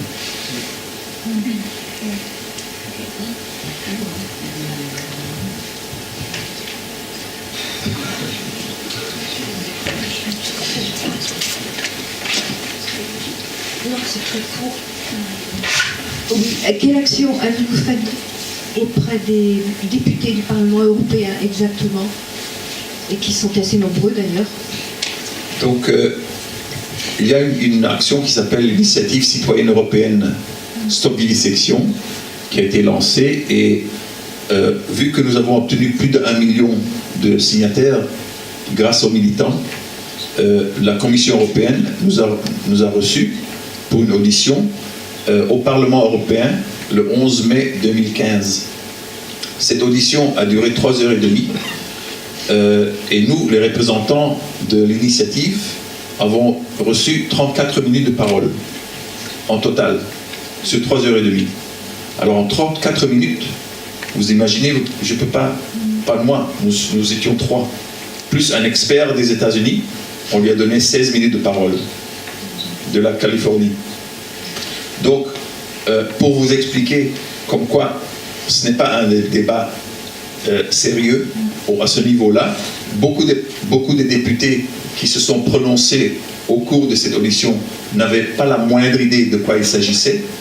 Ils rentraient, ils disaient quelque chose, ils disaient « Oh, j'ai un autre rendez-vous, excusez-moi. » Donc, et puis la commission, finalement, nous avons proposé 10 propositions. Ils ont tout rejeté, tout refusé. Mais quand même, je pense que nous avons réussi à faire quelque chose. D'abord, c'était une belle mobilisation. Nous avons eu l'occasion d'informer plus d'1 million de citoyens que l'expérimentation animale n'est pas seulement la souffrance animale, mais c'est aussi la mauvaise science. Donc ils ont eu l'occasion parce qu'ils ont lu forcément ce qu'on avait écrit, ce qu'on avait proposé. Premièrement. Deuxièmement, je pense que quand même cette action a eu des répercussions. Il y a eu, grâce à cette audition, des documentaires à la télévision. Nous avons été interviewés, et surtout l'ancien président de Antidote Europe, par Le Monde, le journal Le Monde. Et c'est très rare que les journalistes interviewent, donnent des entretiens aux scientifiques opposés à l'expérimentation animale, sans opposition, si vous voulez. Donc on a eu vraiment l'occasion de présenter nos arguments dans le journal Le Monde. Et donc pour moi, si vous voulez, c'est une évolution, c'est une première étape. Et donc vu l'échec au niveau européen, on a décidé, on va tenter une commission d'enquête parlementaire au niveau national, donc au niveau du Parlement français. Et c'est ce qu'on essaye de faire actuellement.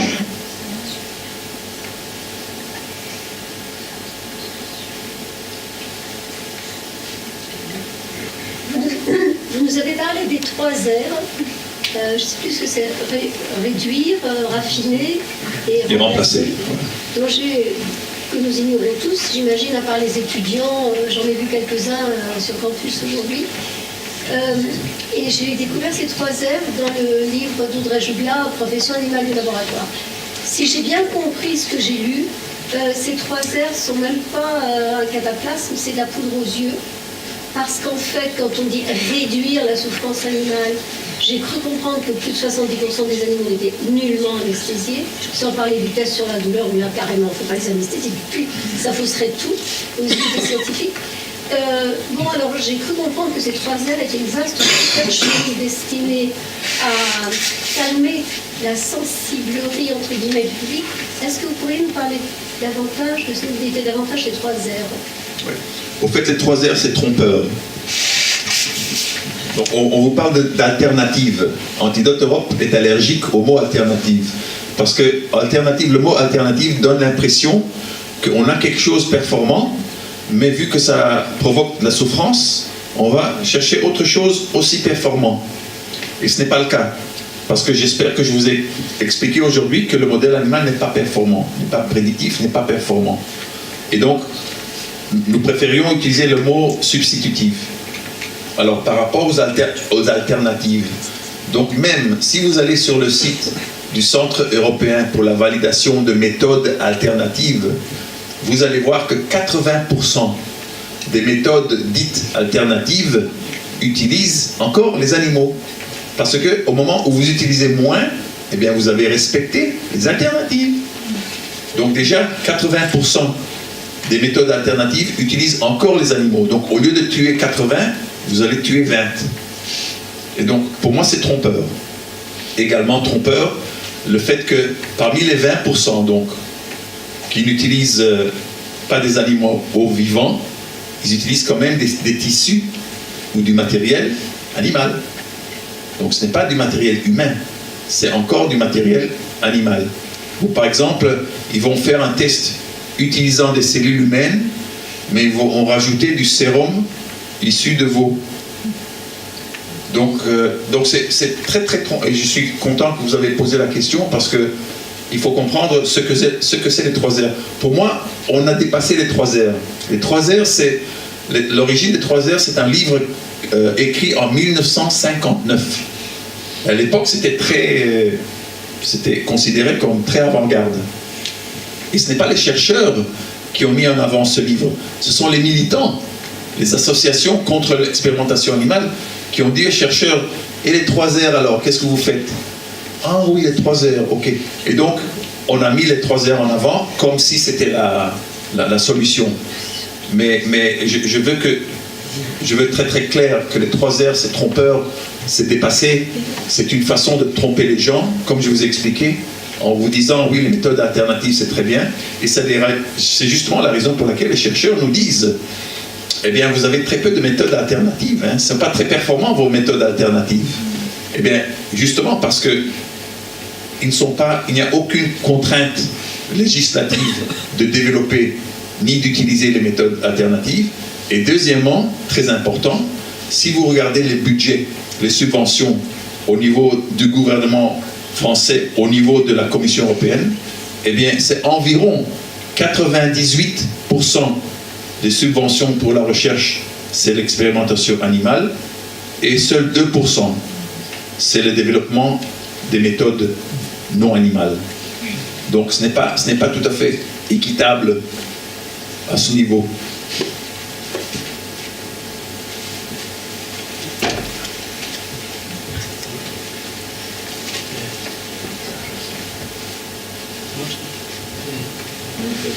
Bonsoir. Alors, en parlant des pourcentages d'échecs des médicaments. Colle le plus sur ton menton. Alors, pourcentage sur l'échec des médicaments, 9 sur 10. Et j'aimerais bien avoir des explications sur les vaccins. Les vaccins et leurs composants, et leurs effets secondaires, et voilà, le temps. Donc un vaccin, c'est considéré comme un médicament. Donc ça veut dire qu'il doit être testé sur un rongeur et un non-rongeur avant d'être mis sur le marché. C'est la réglementation. Peu importe que le système immunitaire de l'animal ne ressemble pas à celui des humains, ça c'est la réglementation. Il existe donc, je vais faire la comparaison de nouveau entre médicaments et vaccins. Si je donne un médicament à toutes les personnes dans cette salle, une partie de vous va bien réagir à ce médicament, une partie ne va pas réagir, et une partie va mal réagir. Eh bien, c'est pareil pour les vaccins. Donc, une partie de la population va bien réagir au vaccin, une partie ne va pas fabriquer des anticorps, donc c'est comme si ces personnes n'étaient pas vaccinées, et l'autre partie va mal réagir. Quand je dis mal réagir, ça pourrait être une réaction immédiate, ou ça pourrait être le déclenchement d'une maladie auto-immune, par exemple la sclérose en plaques, qui est liée à le vaccin contre l'hépatite B, par exemple.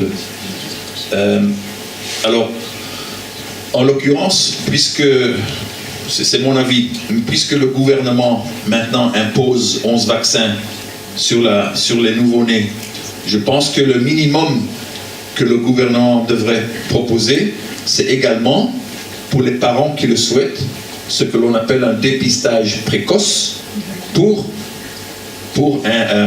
identifier les individus susceptibles de déclencher des effets graves, comme les maladies auto-immunes. Alors je vous donne l'exemple, il y a des gens qui sont nés carencés en une certaine immunoglobuline. Et donc ces gens-là sont plus susceptibles de développer une maladie auto-immune que la population moyenne. Donc c'est 1 sur 500 personnes. Et donc si on fait un dépistage précoce et qu'on réussit à identifier ces individus, on pourrait leur dire, écoutez, peut-être vaut mieux ne pas vacciner votre enfant. Alors, cela ne pose pas de problème énorme parce que pour l'immunité du troupeau, ce que l'on appelle en médecine, donc on nous considère comme des moutons. Donc pour l'immunité du troupeau, il faut au moins 85 à 100% de la population vaccinée. Alors si 1 sur 500 ne se fait pas vacciner, eh bien ça ne va pas perturber ce pourcentage-là de façon significative. Mais au moins il faut proposer ça aux gens. Vous avez parlé tout à l'heure des beagles qui sont détruits psychologiquement. Et je voulais savoir s'il y avait des vétérinaires Comment le sait-on? Est-ce qu'il y a des vétérinaires qui se rendent dans les laboratoires à l'appel des scientifiques pour remettre les animaux en état, par exemple? Alors nous avons un très bel exemple concernant le comportement des beagles. Donc en Italie, il y a 3 ans je pense, on a découvert la maltraitance entre autres de beagles dans un élevage, un très grand élevage, et donc ces chiens ont été réhabilités, si vous voulez, et on a constaté, les vétérinaires ont constaté que ces chiens avaient des problèmes graves de comportement. Et donc bien sûr, ils sont très peureux parce que à cause des manipulations qu'on les fait de façon quotidienne. Et donc nous avons la preuve, il n'y a pas mieux que ça. Donc des chiens qui ont subi d'abord l'élevage et puis les premières manipulations pour les habituer à permettre aux chercheurs de mettre un tuyau directement dans l'estomac sans analgésique, etc. Donc voilà, donc ces chiens-là étaient très très perturbés.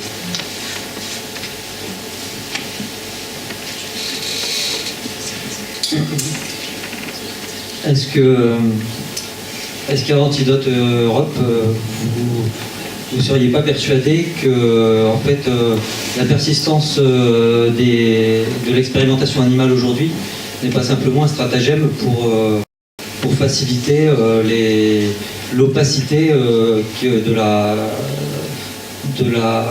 l'incapacité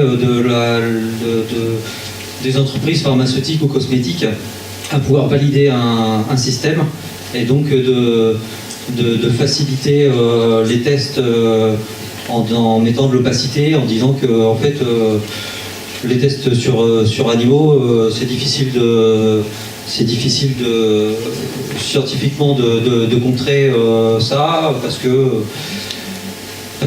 voilà, c'est pas l'homme et donc c'est plus difficile et donc les tests vont peut-être être un petit peu plus difficiles à faire et donc on en fait un petit peu ce qu'on veut au final et finalement on sort un médicament sans avoir vraiment de résultats pertinents. Est-ce que finalement c'est pas une supercherie, on n'utiliserait pas les animaux simplement pour rendre le système un petit peu opaque aujourd'hui? C'est tout à fait une supercherie, mais ce qui fait fonctionner les industriels et l'industrie pharmaceutique et cosmétique, c'est le profit. Donc tant qu'ils peuvent vendre leurs produits, si c'est des animaux ou des cellules humaines, ils s'en foutent. Et donc c'est une question de mettre la pression sur les industriels de renoncer aux tests sur les animaux. Et donc sachez quelque chose, que pour mettre une molécule sur le marché, donc depuis son découverte jusqu'à la mise sur le marché, c'est environ 10 à 12 ans. Ça va coûter entre 1,5 et 1 milliard d'euros. Et 1% du budget va être consacré aux tests sur les animaux. 1% du budget. 80% du budget sont les essais cliniques. Ce qui coûte très très cher, ce sont les essais cliniques. Et donc si vous voulez, les tests sur les animaux, ce n'est pas un facteur important dans la subvention globale.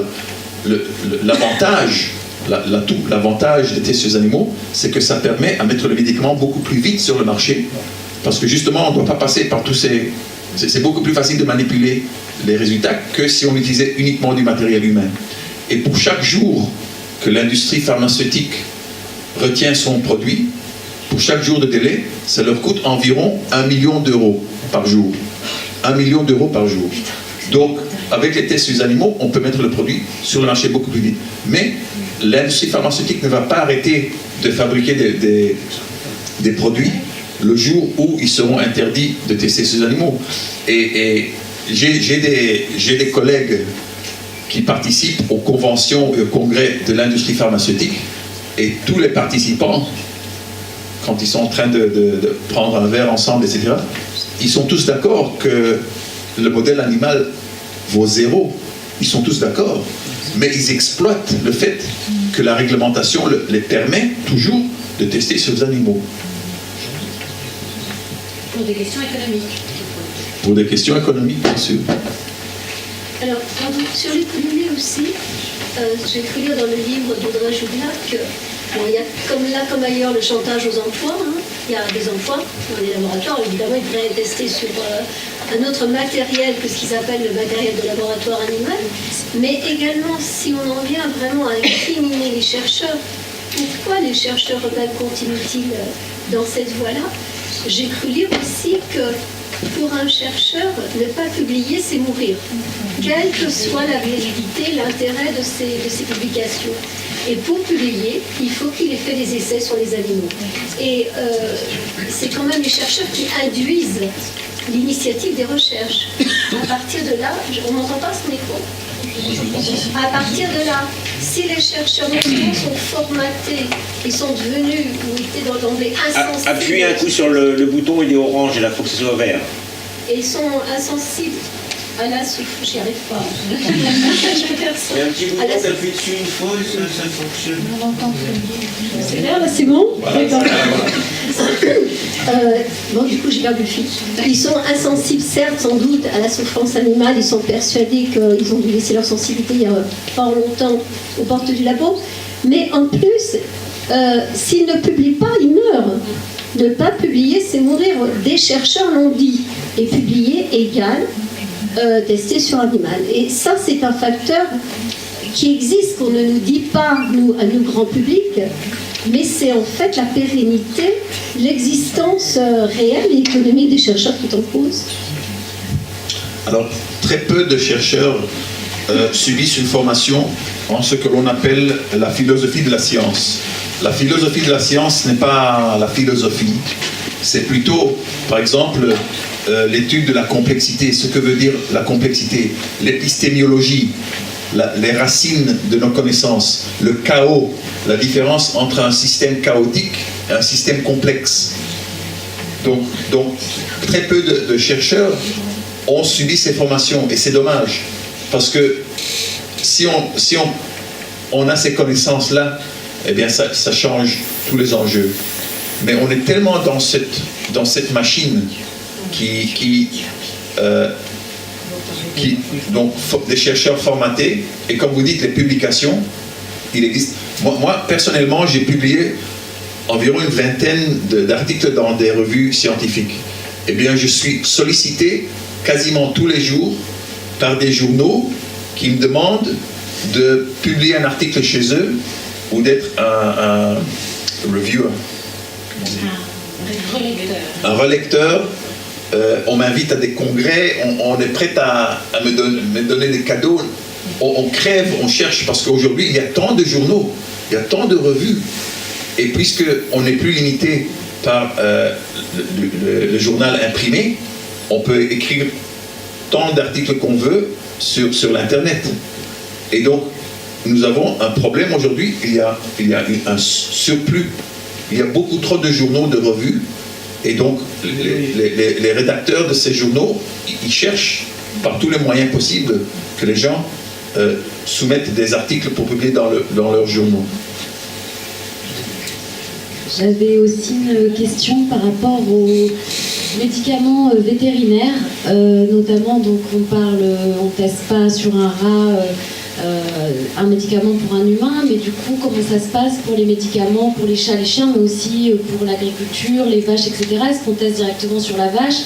Est-ce que c'est les mêmes méthodes? Est-ce que c'est le 3R? Est-ce qu'elle souffre tout autant? Même si j'imagine que oui, hein, mais du coup je voulais savoir un peu comment ça se passait pour ces médicaments-là, où il y a aussi beaucoup d'argent en jeu, et où j'imagine que d'ailleurs certains vétérinaires sont rémunérés en fonction des ventes sur ces médicaments. Alors globalement, je dirais que des médicaments destinés aux chiens et aux chats seront testés sur des chiens et des chats. Malheureusement, ce seront des chiens ou des chats en bonne santé, rendus malades, ou des chiens et des chats qu'on garde spécifiquement dans les labos. Donc ce sont des chiens de labo ou des chats de labo. C'est du matériel de laboratoire. Et donc il faut appliquer la même éthique, si vous voulez. Comme j'ai dit, les 3 principes. Donc l'espèce en question, ne pas nuire. Donc ne pas nuire, si je veux développer un nouveau médicament pour soigner une maladie chez les chiens, eh bien je vais étudier des chiens, des cellules en culture, 3-dimensionnelles, cellules souches, etc., avec des données cliniques. Et à ce moment-là, je vais, et c'est ce qui se passe par exemple dans certaines écoles vétérinaires, c'est qu'on demande au propriétaire du chien de donner son consentement éclairé pour que son chien participe dans un essai clinique. Et là, on teste sur des vrais patients qui ont quelque chose à gagner par ce nouveau traitement.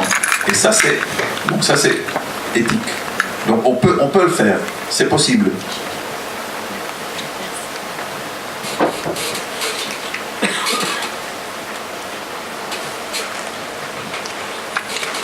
Comment vous voyez toute cette évolution comment je suppose que depuis que vous militez, je suppose que vous voyez un peu d'évolution, mais quel est au juste comment ça va bouger tout ça, comment vous le sentez, vous, parce que vous êtes au plus près de tout ça? Ouais, je suis très optimiste parce que par rapport aux informations que j'avais il y a 40 ans, donc les gens que j'ai rencontrés, les informations, le congrès, etc., donc nous avons évolué jusqu'au point aujourd'hui où il y a des preuves que le modèle animal est un échec, n'est pas prédictif pour l'homme. Et maintenant, notre plus grand défi, ce n'est pas la technologie, c'est la communication. La communication, comment communiquer un message complexe au grand public, aux députés. Et donc c'est ce qu'on avait tenté avec l'initiative citoyenne européenne, c'est ce qu'on va tenter avec la commission d'enquête parlementaire, mais on peut plus cacher ces informations. Et heureusement aujourd'hui, on n'est pas obligé de compter uniquement sur les médias. On a les réseaux sociaux, et donc on peut communiquer par biais des réseaux sociaux ces informations. Et donc c'est une question d'arriver à une masse critique, une prise de conscience. Et on n'a pas besoin de beaucoup. Il suffit que 1% de la population ou des scientifiques se met d'accord que le modèle animal n'est pas prédictif. Parce que en sociologie, on dit que 1% suffit pour changer les idées. Parce que la plupart des gens préfèrent suivre que mener. C'est plus difficile de mener. Donc voilà, c'est l'effet du troupeau, si vous voulez. Et donc, c'est la raison pour laquelle je suis optimiste, parce que nous avons toutes les preuves aujourd'hui. Ce n'est pas un manque de technologie. Nous avons la technologie. Maintenant, c'est une question de communiquer ces informations et faire changer les lois. Oui, moi j'avais un peu la même question que Marie sur comment vous voyez l'avenir, et en particulier... déjà, est-ce qu'il y a une prise de conscience un peu plus qui se répand chez les chercheurs eux-mêmes, parce qu'on a quand même le sentiment qu'il y a une omerta et qu'on s'arrange très bien avec sa conscience. Alors est-ce qu'il y a de plus en plus de chercheurs qui reconnaissent que ce qu'ils font, ce qu'on leur demande de faire en tout cas n'est pas tout à fait bien, et en particulier pour la recherche fondamentale, comment vous voyez, c'est quoi votre modèle idéal? Donc, en ce qui concerne les chercheurs, oui, il y a de plus en plus de chercheurs qui commencent à critiquer le modèle animal. on n'est pas encore à cette masse critique. On n'a pas encore atteint le 1%. Par rapport à la recherche fondamentale, à mon avis, c'est l'opinion publique. Parce que la recherche fondamentale, c'est la curiosité scientifique menée, soi-disant, pour guérir vos enfants et vos grands-mères. Mais aussitôt que le public serait au courant de ce qui se passe, à mon avis, il va dire stop. Ça suffit. Et donc, en ce qui concerne la recherche fondamentale, c'est au niveau des comités d'éthique. Il faut plus de participation du grand public, des représentants des associations de protection animale, qui, comme j'ai expliqué, n'ont pas besoin d'être experts. Il suffit qu'ils subissent une formation adaptée au comité d'éthique, et en plus, on leur donne la possibilité, ce qui est tout à fait cohérent avec la législation, de se renseigner auprès d'experts indépendants externes pour leur poser des questions.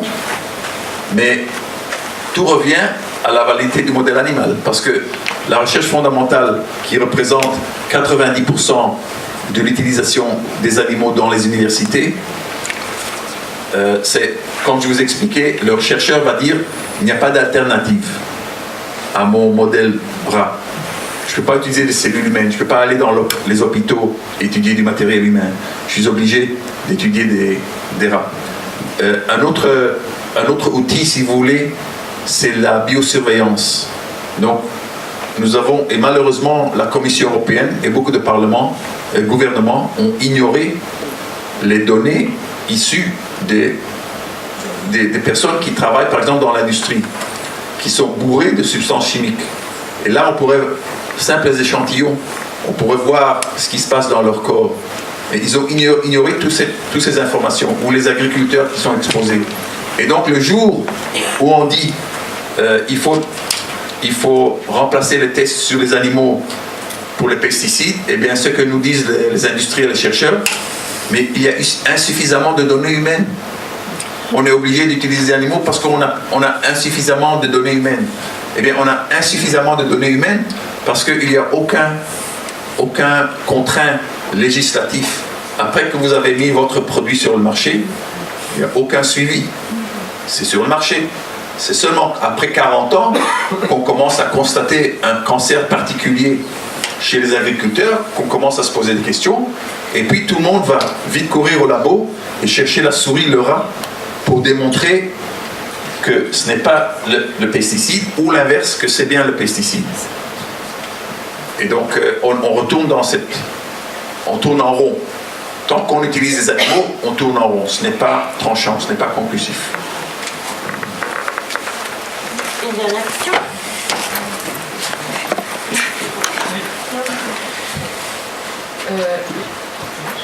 Vous disiez qu'il n'y a pas de suivi après, mais la pharmacovigilance, c'est quoi dans ces cas-là? C'est bien une surveillance après la mise sur le marché? Donc la pharmacovigilance, oui, la pharmacovigilance, c'est une fois qu'un médicament est mis sur le marché, on est censé de voir quel est l'impact sur la population. Alors, afin de comptabiliser l'effet sur la population, il faut que quelqu'un qui subit un effet secondaire reconnaisse que son effet secondaire est lié au médicament. D'abord, pas évident. Deuxièmement, il faut que cette personne dise à son médecin: écoute, je pense que j'ai un effet secondaire à cause de ce médicament. Il faut que le médecin soit d'accord et reconnaisse que c'est à cause du médicament, et que le médecin rapporte ça au ministère de la Santé. Alors globalement, pharmacovigilance représente 1% du chiffre vrai. Donc c'est une sous-estimation, une très très grande sous-estimation. Donc on ne peut pas compter sur la pharmacovigilance, malheureusement. C'est pareil avec les vaccins. On ne fait pas toujours le lien, parce que si un vaccin va vous provoquer le syndrome Guillain-Barré après 6 semaines, vous n'allez pas forcément faire le lien. Ou si vous allez déclencher une sclérose en plaques 6 mois après le vaccin, vous n'allez pas forcément faire le lien. Même chose avec les médicaments. Donc d'abord, il faut faire le lien entre le médicament et les effets secondaires. Allez chez votre médecin pas forcément, pas évident que les gens vont aller chez le médecin et dire je pense que j'ai ce problème à cause du médicament, et que le médecin reconnaît que c'est à cause du médicament et que le médecin va l'enregistrer en tant qu'effet secondaire. Et c'est la raison pour laquelle les médecins le reconnaissent. La pharmacovigilance représente environ 1%, voire moins, des effets secondaires réels. Oui, en plus, c'est que sur les médicaments, c'est pas sur le Roundup. Non, mais pharmacovigilance, c'est le médicament. Il n'y a pas de suivi, non. Il n'y a pas de suivi, non. Il n'y a pas de pharmacovigilance sur les pesticides et les produits chimiques. Bon, encore un grand merci à vous pour votre participation. Bon, dernière question alors. Est-ce que le but de votre association, c'est la protection des animaux du coup, ou pas du tout? Alors, dans l'introduction, Véronique l'a dit très très clairement, nous n'avons pas de positionnement éthique sur l'éthique. Bien sûr qu'en tant que vétérinaire, j'aimerais éviter la souffrance animale, mais c'est surtout la santé humaine. Et donc l'expérimentation animale n'est pas cohérente avec la prévention et une meilleure prévention en matière de santé humaine.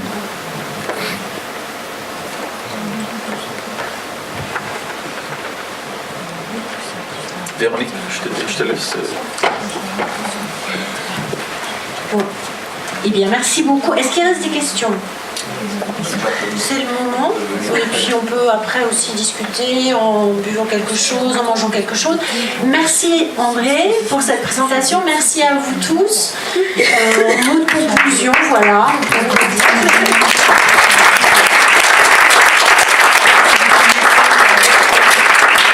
En mot de conclusion, moi c'est un peu ma marotte, c'est que vraiment on voit bien que défendre les animaux, c'est un mode opératoire pour défendre aussi les humains. Ça, je crois que là c'est évident parce qu'on est bien dans un problème de santé humaine qui, sous couvert de tests sur animaux, ne fonctionne pas du tout. Et je pense que c'est la même chose pour tout ce qui concerne les animaux. Comme l'élevage, enfin la position des animaux domestiques dans la société, ça pose la question de choses comme des revenus de base ou qu'est-ce que c'est de pas travailler, enfin voilà. Donc je pense que l'animal c'est vraiment un mode opératoire très intéressant pour se poser la question sur la place de l'humain qui est aussi un animal dans la société. Voilà, merci beaucoup. On a une prochaine conférence de prévue fin avril. On vous tiendra informé. N'hésitez pas à nous suivre sur notre page Facebook Info Vegan. Voilà, merci.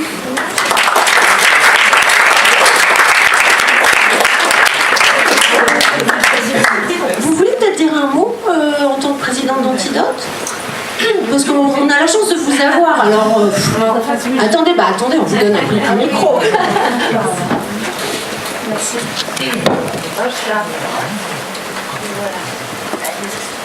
Oui, là j'ai la chance d'être ici parce que tout simplement, déjà ma mère habite dans la région.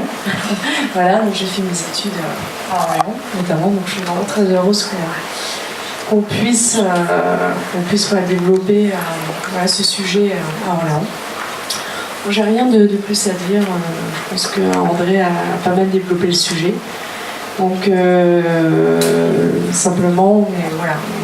On compte beaucoup sur vous, sur les universités aussi, pour faire en sorte qu'on puisse, que ce débat perdure dans la région. On sait très bien qu'ici, il y a pas mal de laboratoires historiques. Et donc, il faut vraiment qu'on arrive à continuer le débat. On a une campagne sur le site internet qui s'appelle Enseigner sans animaux, qui était une action historique chez Antidote Europe, et on espère que, voilà, je ne sais pas en fait au niveau du public s'il y a une proportion élevée d'universitaires ou de lycéens. J'ai pas réussi trop à cibler parce que les gens ne se présentaient pas, mais bon, c'est pas forcément nécessaire, hein. Mais voilà, donc en tous les cas, voilà, les étudiants, les universitaires, c'est vraiment l'avenir pour qu'il y ait une progression dans ce domaine. En dehors de l'aspect réglementaire qui bien évidemment est très important. En tant que juriste, je le sais bien. Et bon, il faut passer par toutes les étapes pour essayer de faire bouger les lignes. Voilà, en tout cas, merci beaucoup pour nous avoir reçus. C'est vraiment une grande première pour Antidote. Et puis à suivre.